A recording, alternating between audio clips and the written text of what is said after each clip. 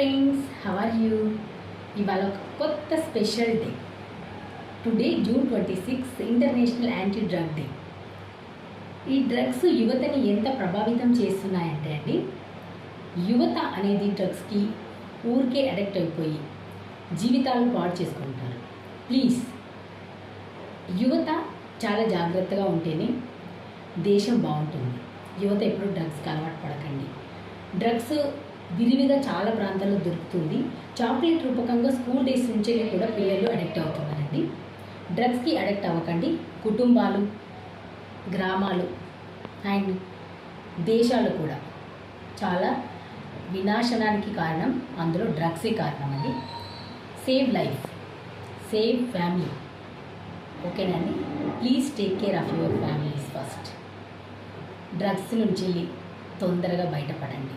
ఓకేనా friends, thank you.